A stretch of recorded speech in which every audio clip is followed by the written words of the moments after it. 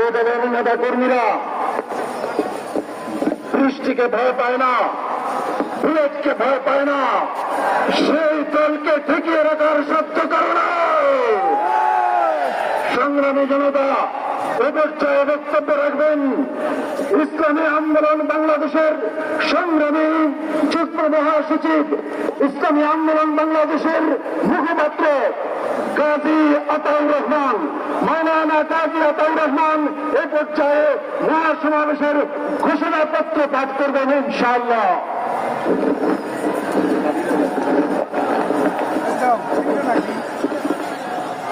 আসসালামু আলাইকুম ওয়া রাহমাতুল্লাহি ওয়া বারাকাতুহু। নাহমাদুহু ওয়া নুসাল্লি আলা রাসূলিল কারীম, আম্মা বা'দ। সংস্কার, বিচার ও পিয়ার পদ্ধতিতে নির্বাচনের দাবিতে এবং দেশ ও ইসলাম বিরোধী সকল ষড়যন্ত্র চক্রান্তের প্রতিবাদে ঐতিহাসিক স্বরাজ্য উদ্যানে আয়োজিত আজকের এই মহাসমাবেশের ঘোষণাপত্র। ঐতিহাসিক জুলাই অভ্যুত্থান পরবর্তী ইসলামী আন্দোলন বাংলাদেশ আয়োজিত আজকের এই মহাসমাবেশ আগামীর বাংলাদেশ বিনির্মাণে আরেকটি গৌরবোজ্জ্বল মাইলফলক হিসাবে প্রতিষ্ঠিত হলো। আজকের মহাসমাবেশ রাষ্ট্র সংস্কার, বিচার ও পিয়ার পদ্ধতিতে নির্বাচনের দাবির পক্ষে জুলাই গণ অভ্যুত্থানের বর্ধিতাংশ হিসাবে বিবেচিত হবে। এ জাতির শত বছরের আকাঙ্ক্ষা এবং জুলাই গণ অভ্যুত্থানের প্রত্যাশা বাস্তবায়নে মহাসমাবেশের ঘোষণাপত্র পাঠ করছি। সংগ্রামী উপস্থিতি, গণ অভ্যুত্থানের পর গঠিত সংস্কার কমিশন সমূহের মধ্যে 6টি কমিশনের প্রস্তাবনা আমাদের পাঠানো হয়েছিল। আমরা সেই প্রস্তাবনা পর্যালোচনা করে বিস্তারিত মতামত দিয়েছি।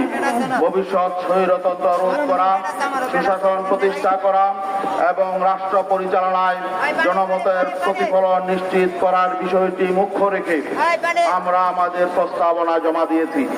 আমাদের প্রস্তাবনাগুলো সক্রিয় বিবেচনায় নেওয়ার জন্য আজকের মহাসমাবেশ থেকে আমরা আহ্বান জানাচ্ছি।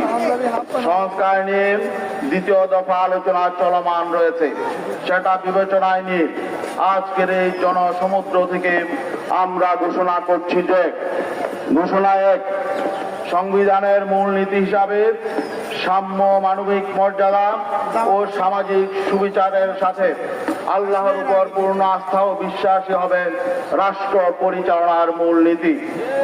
এই বিষয়টি অবশ্যই সংবিধানে পুনঃস্থাপন করতে হবে, কারণ বাংলাদেশের অস্তিত্ব ও সার্বভৌমত্বের জন্য ইসলাম হলো রক্ষা কবচ। তার প্রতিফলন সংবিধানের মূলনীতিতে থাকতে হবে। ঘোষণা 2, সংসদের প্রস্তাবিত উভয় পক্ষে সংখ্যানুপাতিক পিয়ার পদ্ধতিতে জাতীয় নির্বাচন হতে হবে।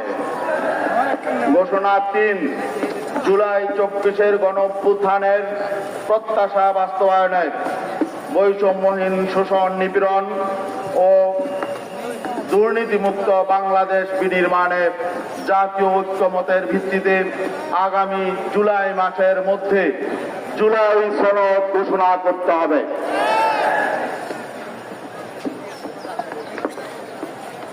ঘোষণা 4, আগামী দিনে বাংলাদেশে যাতে কোনো নির্বাচিত স্বৈরাচার, দুর্নীতিবাজ, লুটেরা ও সন্ত্রাসী শ্রেণী রাষ্ট্র ক্ষমতাকে ব্যবহার করে জনগণের অধিকার কেড়ে নিতে না পারে, রাষ্ট্রের সাংবিধানিক প্রতিষ্ঠানগুলোকে দলীয়করণের মাধ্যমে ধ্বংস করতে না পারে এবং একদলীয় কর্তৃত্ববাদী শাসন কায়েম করতে না পারে, সেজন্য প্রয়োজনীয় মৌলিক সংস্কার দ্রুত সম্পন্ন করতে হবে।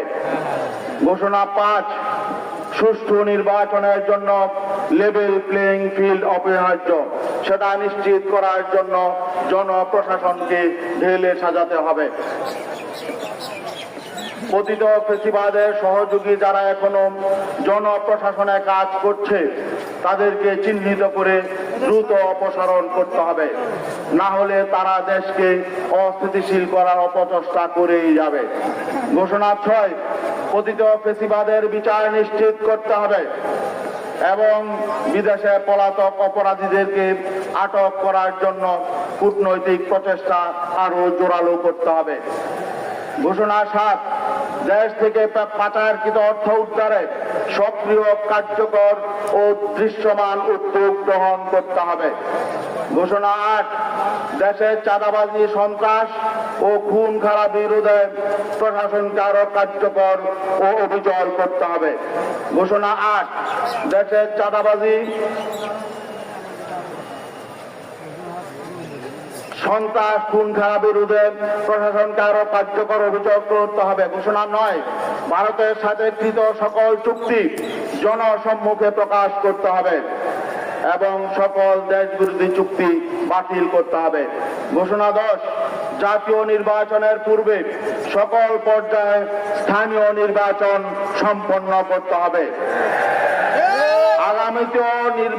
আগামীতেও জাতীয় নির্বাচনের পূর্বে নির্দলীয় তত্ত্বাবধায়ক সরকারের অধীনে সকল জাতীয় নির্বাচনের বিধান প্রণয়ন করতে হবে। ঘোষণা 11, চিহ্নিত দুর্নীতিবাজ, ঋণখেলাপি ও সন্ত্রাসীদেরকে নির্বাচনে অযোগ্য ঘোষণা করতে হবে। ঘোষণা 12, জাতীয় নির্বাচনের তফসিল ঘোষণার পূর্বে দেশে অবশ্যই একটি সুষ্ঠু, নিরপেক্ষ ও গ্রহণযোগ্য নির্বাচনের পরিবেশ তৈরি করতে হবে। সকল দলের জন্য সমতল পরিবেশ ও সমান সুযোগ তৈরি ছাড়া কোন রাজনৈতিক পক্ষ বা ভিন্ন কোন দেশের চাপে অতীতের মতো যেন তেন একটি নির্বাচনের জন্য তফসিল ঘোষণা করা হলে তা কিছুতেই মেনে নেওয়া হবে না। ঘোষণা 13, ঘুষ, দুর্নীতি সহ সকল প্রকার নাগরিক হয়রানি বন্ধ করতে হবে।